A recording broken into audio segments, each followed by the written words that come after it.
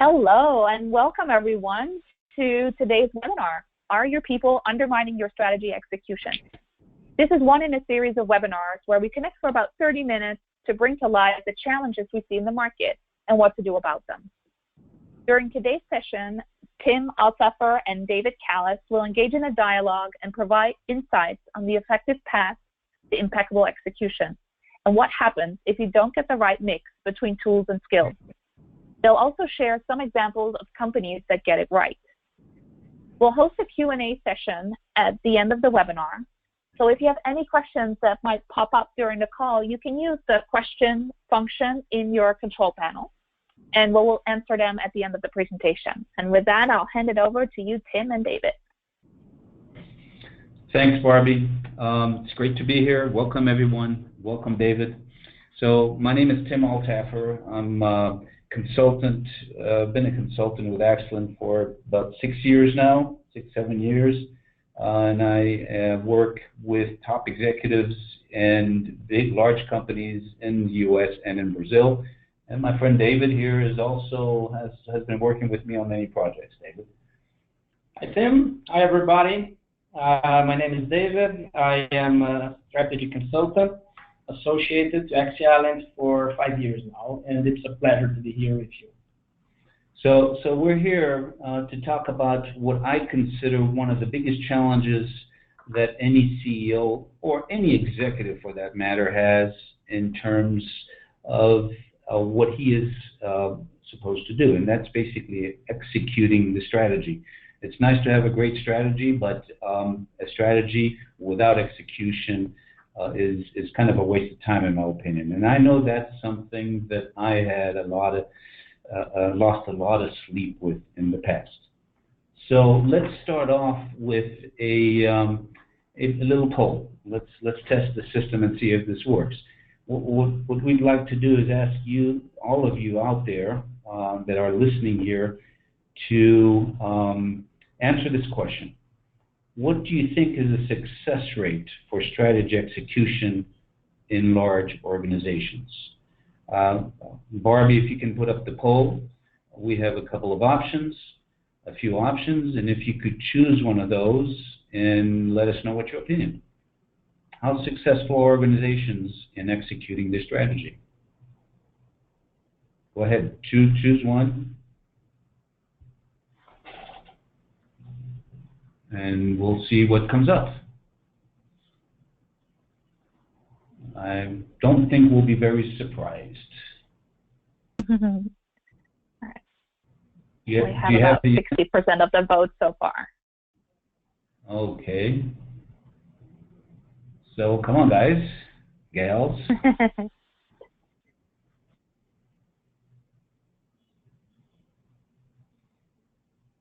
Well, maybe we should shut it down. I'm going to close the poll. Okay. So what do we have here, Barbie?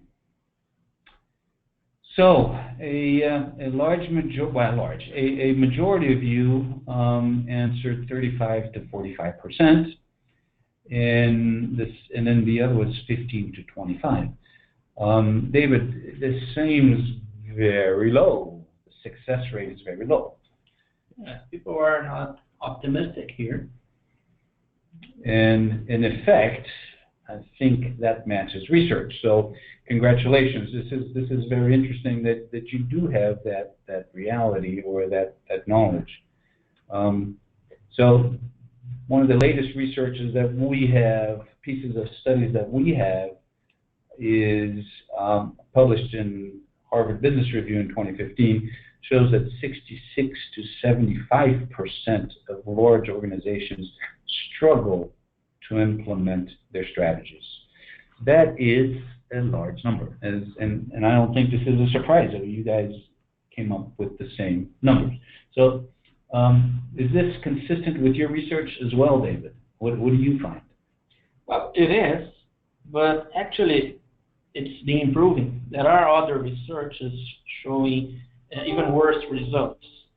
For example, there is one research from 1998 that shows the failure rate at a level of 90%.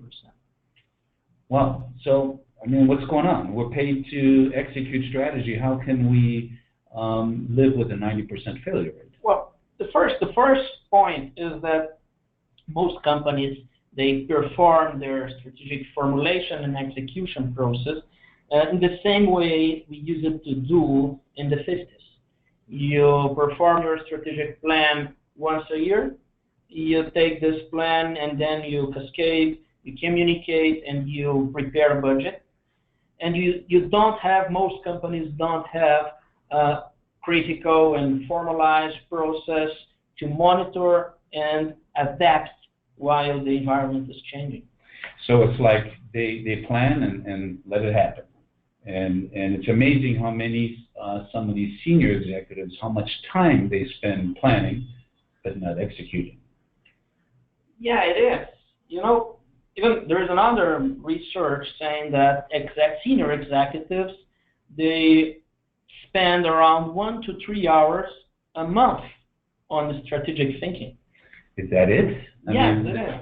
This is something that they're responsible for. How can they spend so little time on strategy execution?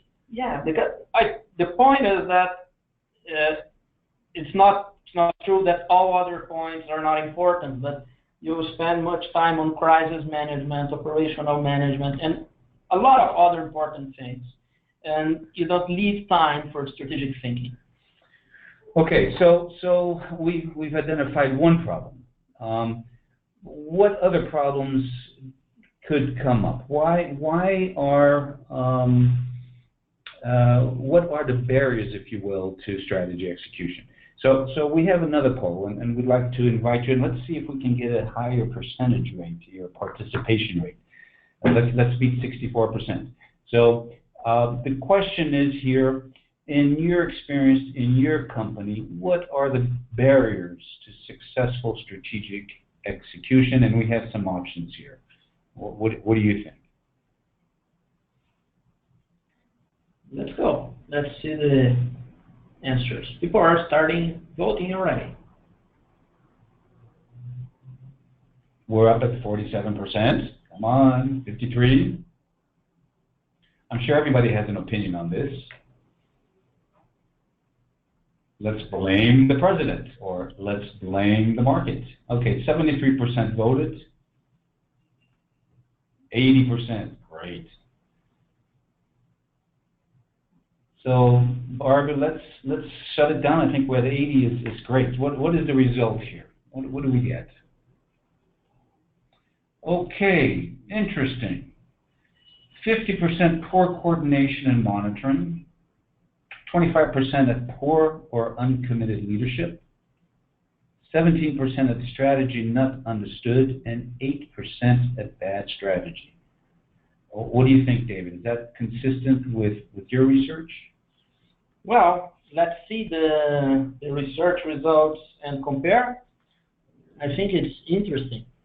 The point is, there are both a combination of, let's see the results. Yeah, let's go to that. Yeah.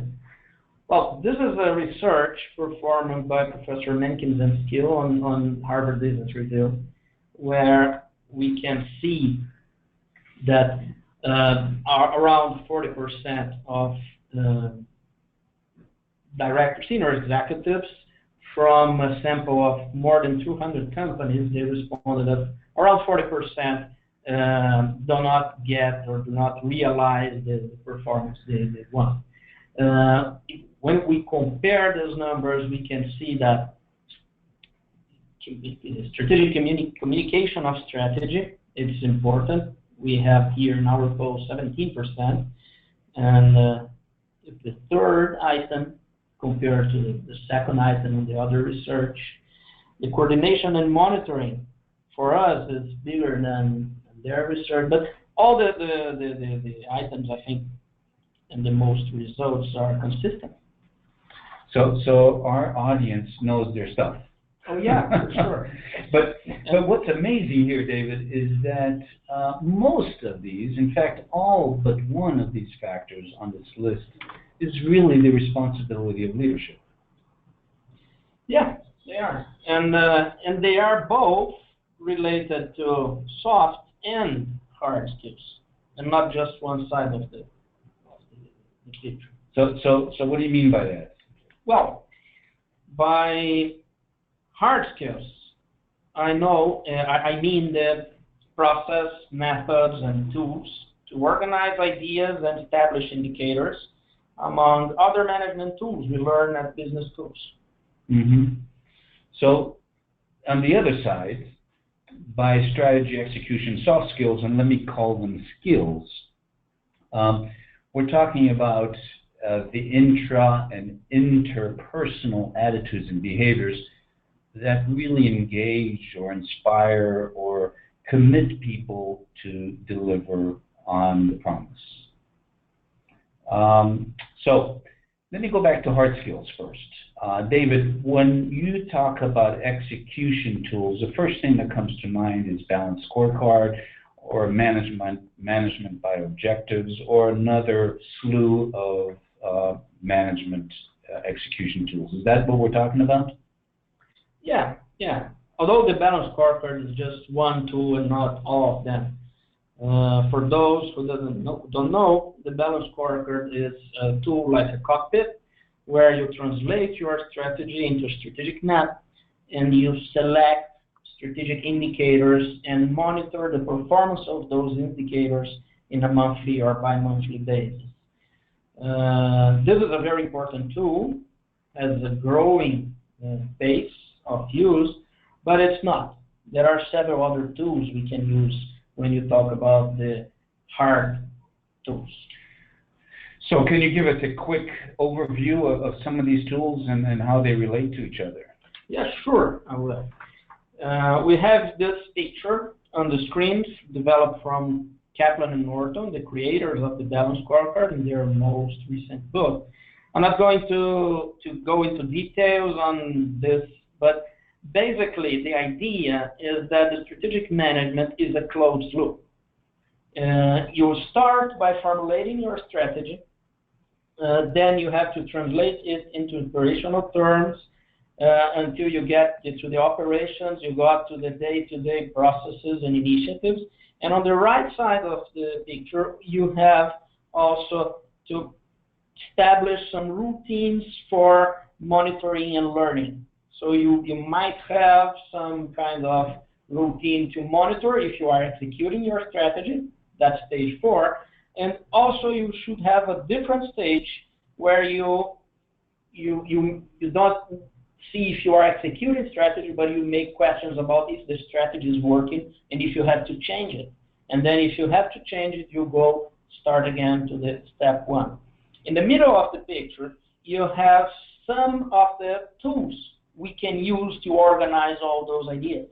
You have the strategic plan, you have the balanced scorecard, you can have dashboards for operational indicators, budgets, and a sort of different tools.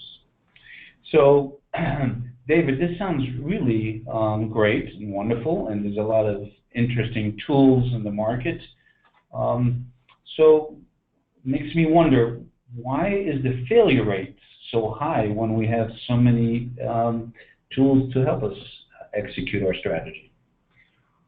Well, first of all, I must say that I feel frustrated as well, because with those tools, those processes, the failure rate shouldn't be that high. But there are some learnings from this field. The first thing is that this process should be an integrated process, and you should have an owner for the whole process.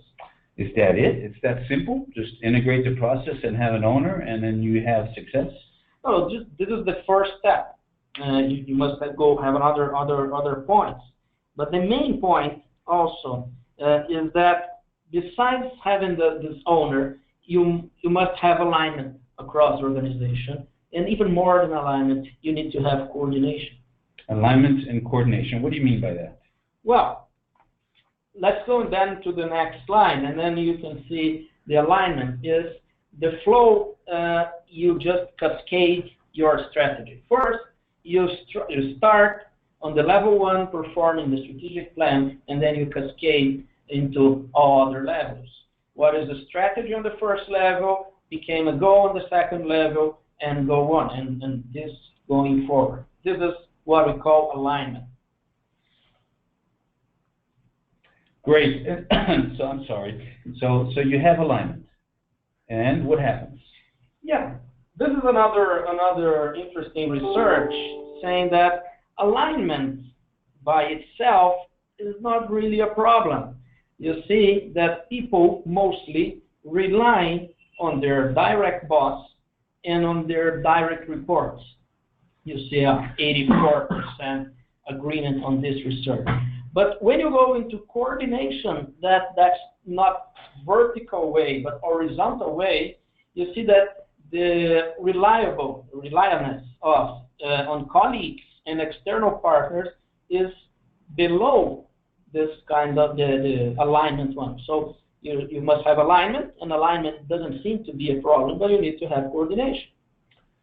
So in effect, those results that we saw, or the struggling, as we put it in the poll, has to do with a breakdown of coordination.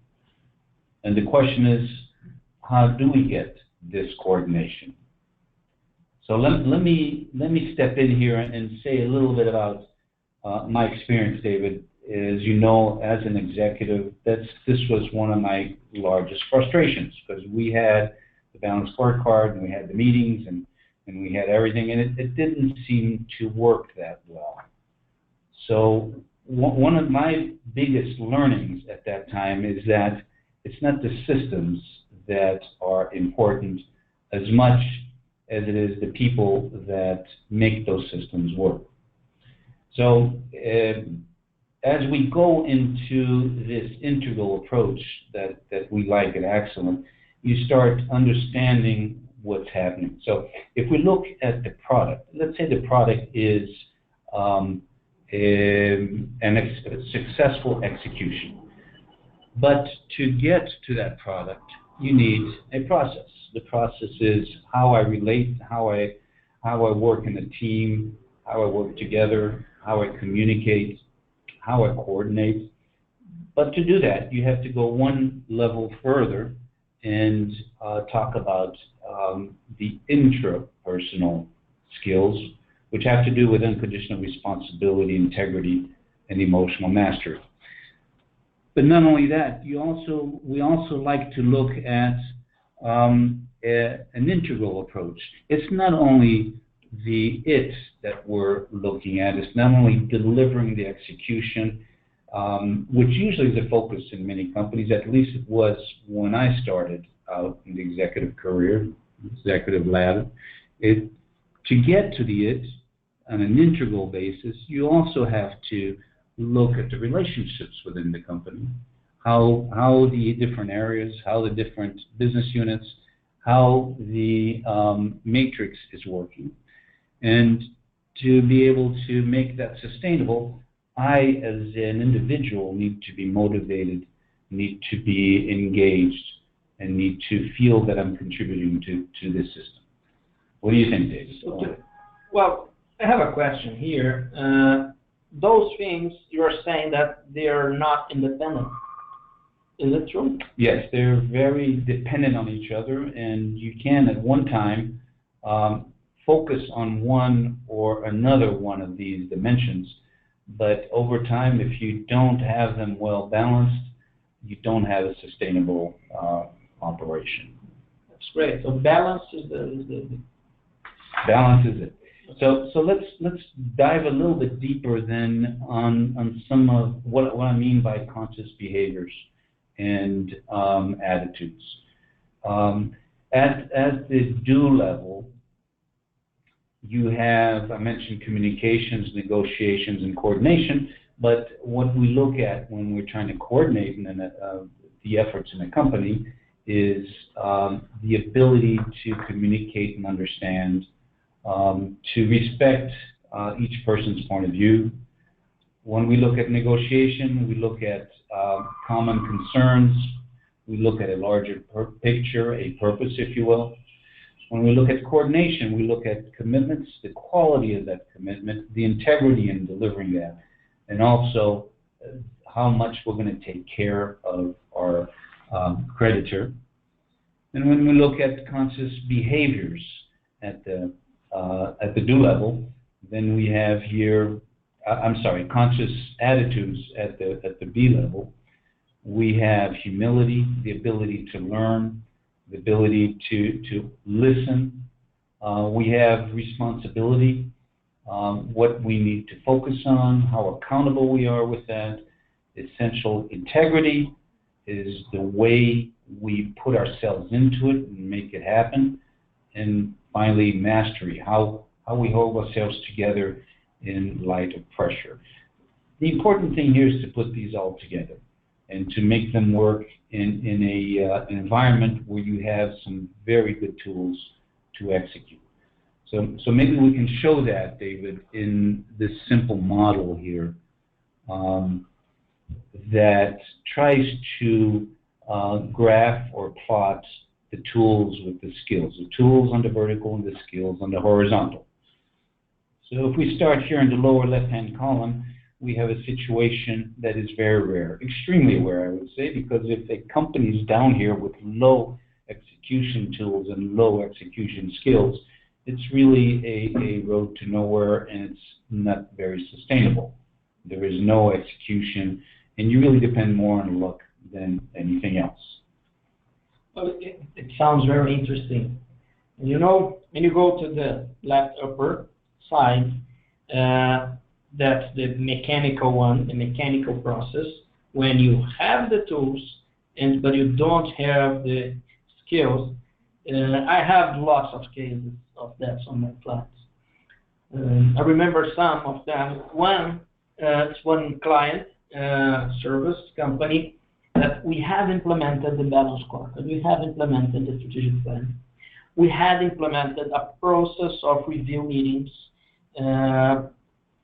project management office, but there was one executive that at every strategic meeting, he did not accomplish his promises.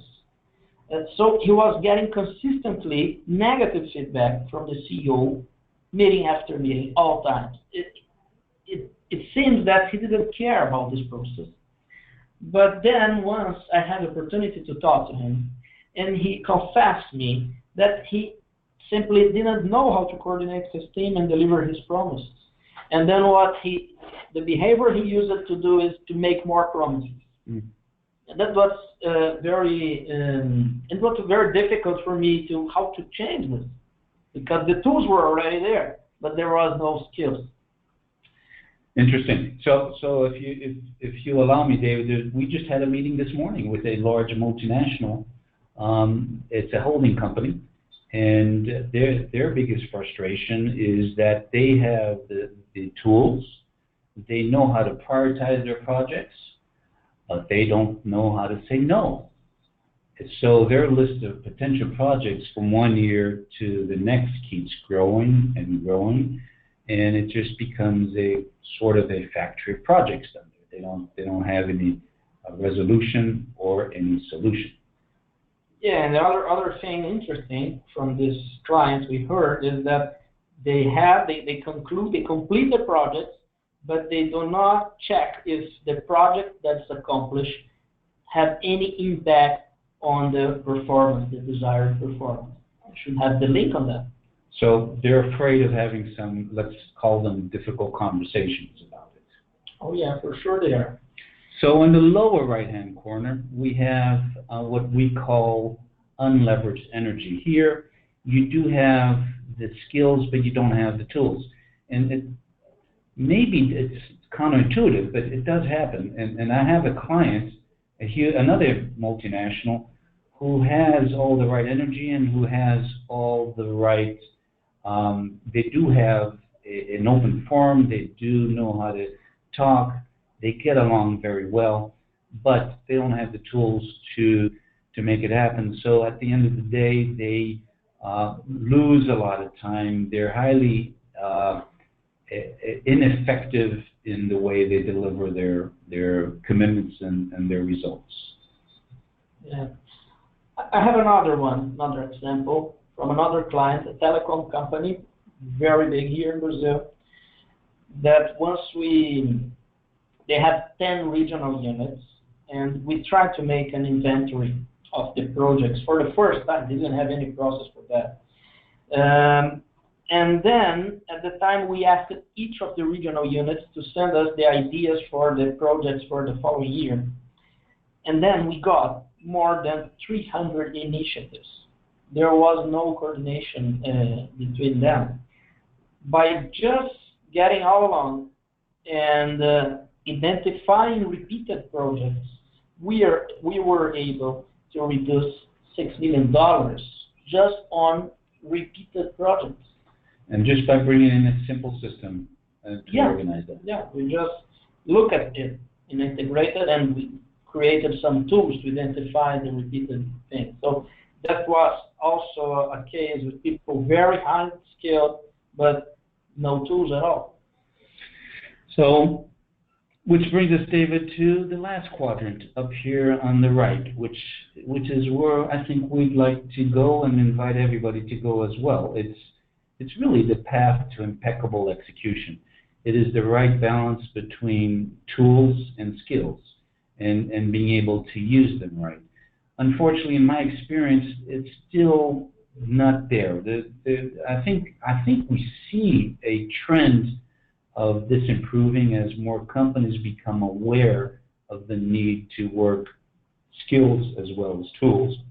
But I think part of the culprit here is that business schools are focused so much on tools and not on skills that we become a little bit too dependent on the tools as we move up the executive ladder. But I do see some positive signs. And I would like to show one case at Axialent, which is a very successful case, and we're very proud of it. And this was Microsoft. In fact, we partnered with Microsoft to come up with a system that we call strategic alignment. And this system integrates very well the hard, let's say, and the soft part. Don't have to say very much about hard parts or systems and processes at Microsoft. They're the kings of that. But sometimes they have a hard time aligning and coordinating amongst themselves. So what we did is, first of all, embarked on a project to align the leadership team. We brought them together to set overall regional direction and establish goals and strategies. We also worked across them and promoted conversations amongst them, so that we would have an improved effectiveness among this leadership team. Then we cascaded down to the next level, and we cascaded down in the same way. With the same way we worked the coordination at the leadership level, we aligned with the cross-business segments and coordinated among them. Then we took it down to the next level, and we finally landed in the field. And each of these processes was done in a step fashion. You would align, bring down the strategies, and then coordinate at those levels. It was highly effective. We had a lot of people involved, a lot of managers in communicating, being aware, being made conscious of what was going on. And then we incorporated some of these learnings into some of the systems and processes and indicators and goals. We integrated into their rhythm of the business so that these would be conversations that would happen every day at all their meetings. And then we took it a step further and started incorporating this whole process in the long-term planning. And eventually, and I say eventually because the human dimension really was the most important part, but through this process we were able to bring them into a consciousness of how important it was to open up dialogue and coordinate among people. And this human dimension actually became the leverage that created a closed loop. The same way, David, you talked about closed loop in a systemic fashion, we can talk about closed loop here in a skills fashion. Basically, what we did was take this model that you talked about at the beginning, and level by level, at each level, we aligned the strategies and we coordinated among the levels. It seems fantastic then. And it seems like it was a lot of work. It was a lot of work, but it was a lot of fun, and it was especially good because of the results we had. And at the end of this process, we had many, many managers that were engaged, that were knowledgeable, that worked with common goals, that shared their action plans. They were committed, inspired, and what's best, the company actually did have some tremendous return on investment. They grew their revenues from this process almost 50% in 4 years. They had a very high employee engagement score, and the planning process in and of itself became a benchmark for Microsoft. But the best, I think, was there was a strong organizational alignment that went from the top to bottom. So we're very happy with that, and I think this is a model that we can use. So Barbie, I think we're coming up on the time. We would like Tim, so to... I just had a question about the case you just presented. Yes. And I think you answered it in your last sentence, but maybe you can elaborate a little bit more. The question is, was this a totally top-down process and approach in the way we worked on the Microsoft case? Yes, it was, and it came out of a concern, the same concern that we've been talking about here, Barbie. The top management was not happy with the execution, and Microsoft has another situation which is very interesting, which compounds this problem, is that they are a highly matrix organization. So that coordination between levels becomes even tougher. So it did come top down, the briefing came top down, and the work was top down. We did start at the top, that we were cascaded down, aligned and coordinated with a lot of goodwill and a lot of work from everybody involved. I have a follow-up question to that. Yeah. Yes, how did people then feel involved and empowered? And how were they able to bring their own ideas? So this was done in the conversations that were done in the coordination steps. What we would do is, as we cascaded down to the next level, we would sit down with that level, and we would hold open conversation. What does this mean to you? How can you contribute to it? So it did invite involvement. It did invite ownership, and we actually did incorporate a lot of the ideas.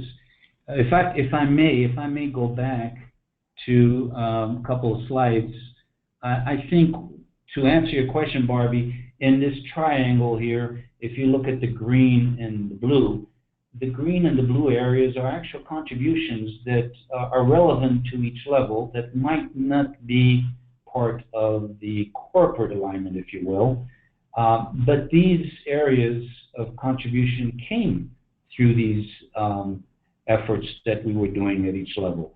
So their contributions were incorporated and were part of the execution.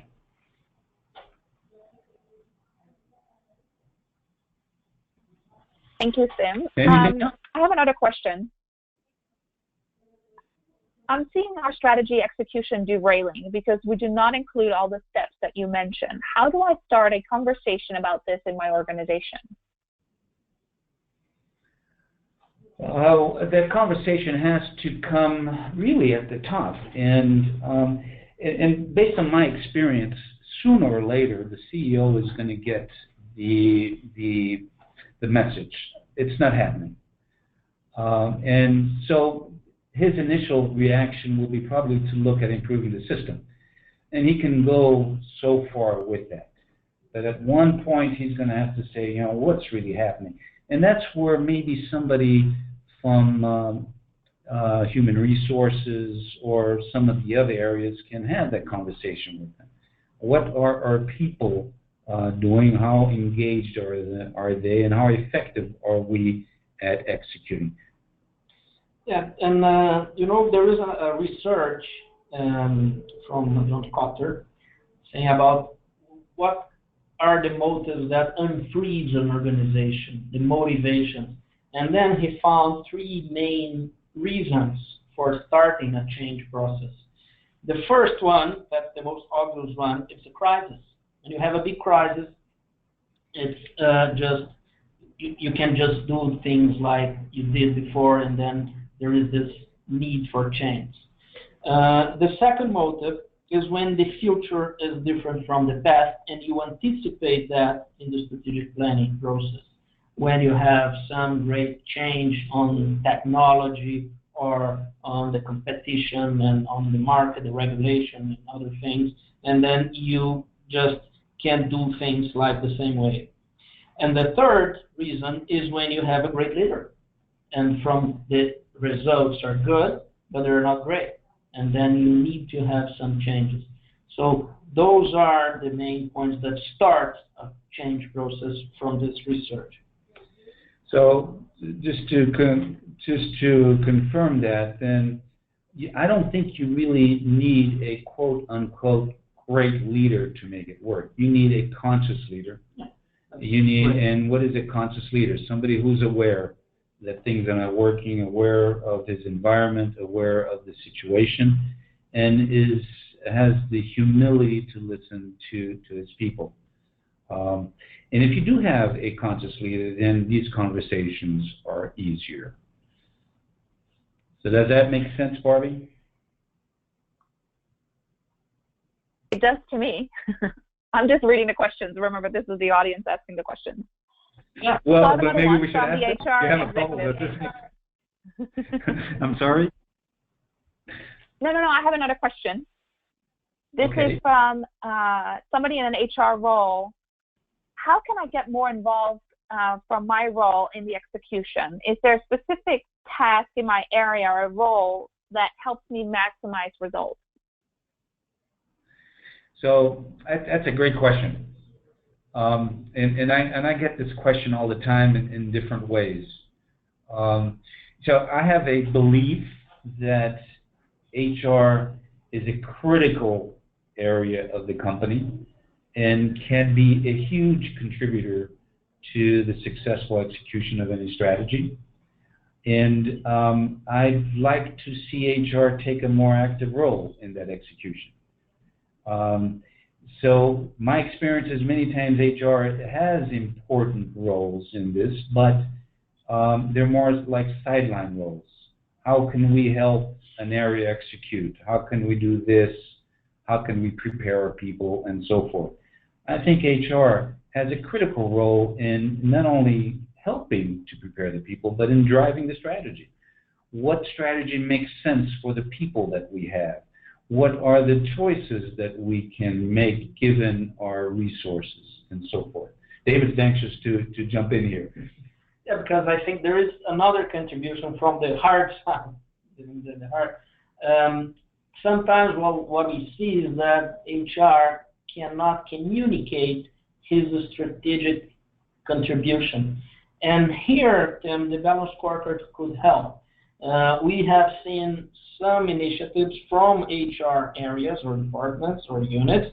When they build their balanced scorecard, they build their strategy map, and on the strategy map, you can communicate to the senior leadership which are the operational contributions from HR, which are all the normal HR processes from what they say the hire to fire, but also the strategic contribution of this area related to development, human development, the orientation, the partnership with business units. When you translate this into a strategy map, you can make more clear your contribution, and you are invited more to strategic meetings or strategic forums.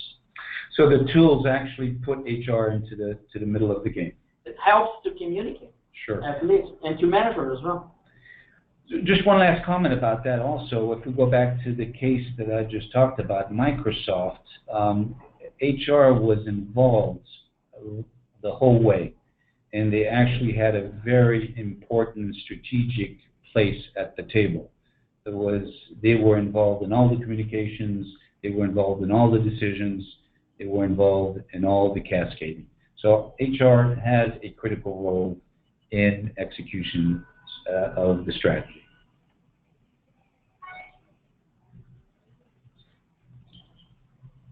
Thank you, Tim and David. I have another question. Are there any good indicators we can use to measure the soft skills and their alignment with the company's strategy execution? Well, when it comes to strategic indicators, and the most difficult part is when you go to what we call the learning and growth perspective, what are exactly where HR is. It's much more difficult to measure because here you cannot find what they call lag indicators. You should go for lead indicators, indicators that show a path, but they're not exactly measuring what you want. For example, how do you measure if you have aligned culture? It's very difficult. But then you measure if you are performing what do you want to do. But on their third book, Kaplan and Norton, which is called Strategy Maps, Kaplan and Norton, they had proposed very interesting indicators, what is called the readiness report. It's when you try to map which are, well, in their case, the strategic job families, but you can go through other competences and something like that. And then from the strategy map, you try to identify all the contributions you need, all the job families you need, all the competencies you need, and you try to see what level you have of each one. At the end, you have an overall score that can give you some direction in order to developing the human capital. So for those who want, I would invite you to go to this book. It's called Strategy Maps from 2004 from Kaplan and Norton. We can send them after the complete reference. So I also have it taken, and as David says, it's harder to measure the so-called soft skills. And plus, on top of that, when you are using a hard tool such as Balanced Scorecard, you are being sort of forced into a mindset of hard indicators. The Balanced Scorecard concept is predicated upon being able to establish goals, measure them, and monitor them. And it becomes a little bit harder if you're talking about soft skills. So I would challenge HR executives to make a hard connection, let's say hard not in terms of a hard tool, but to make a good connection between a person's engagement, commitment, motivation, and the actual results that are coming from the hard part, if you will. And I think that connection can be made. In addition, you can work with some indicators, as Microsoft does in our case, where they do measure organizational climate, they measure leadership, engagement, and so forth. So yes, you can come up with some indicators, and but you have to be able to make the connection between the soft and the hard. Microsoft, they do have the Balanced Scorecard, right? Yeah.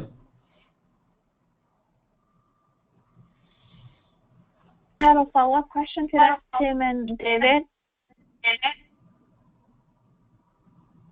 We talk about alignment. Yeah. However, sometimes that can bring paralysis in big organizations if we don't have a clear decision taken. What is the balance that you recommend? So, I'm not sure I understood this question well, but let me put it this way. I don't think alignment includes decision-making. So I would say if you don't have clear decisions, it's because you don't have an understanding, you don't have a clear commitment around it, and there could be some other issues involved. The way to work around that is to get the people involved, basically. As you align down the levels, you get them involved, and then you through that involvement, you empower them, you delegate decisions, and you make sure that they are recognized and for making those decisions, and they're not punished if they make a wrong decision.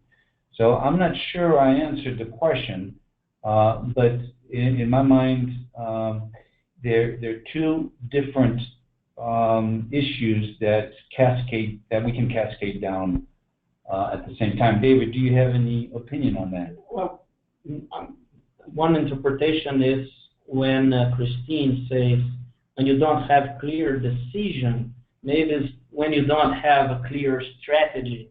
If I understand, if this understanding is correct, yeah, it's very difficult to have alignment if you don't have direction, if you don't have a clear strategy. So, in fact, you should work to have this clear strategy very focused and to make the decisions about what do you want to go, where do you want to go, what clients do you want to get, and what clients you don't want to get. So it's very difficult. The cases I see that companies that don't have this strategic direction very clear, but they have alignment, are the companies that are very well resolved in terms of patterns, in terms of values. Maybe Toyota is the great example. When Toyota came to United States in the 80s and was market leader, they asked them about that, and they said they didn't have a strategy, but they have very shared and common values. That's why you can get alignment. But I would recommend to go to decide and define a very clear strategy, because if you have a confusion in your senior leadership, this will spread out around the company. So this was not really the objective of this webinar, and we'll be happy to do another one on defining a clear strategy, mission, vision, and so forth. But the raw material for successful execution really starts at a compelling vision, a inspiring purpose around a successful business model. And we'd love to explore that later on, but if you don't have this, then you, in fact, will not have successful execution. You're starting from a wrong place. Yeah, sure.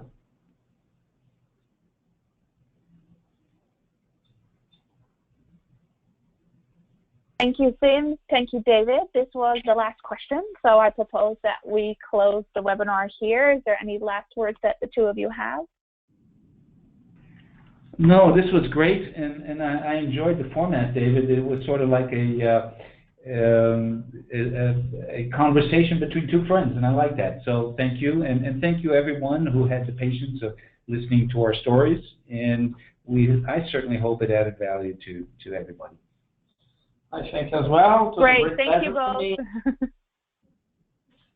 And hope to be with you soon again. Thanks everyone for joining. Have a great rest of your day.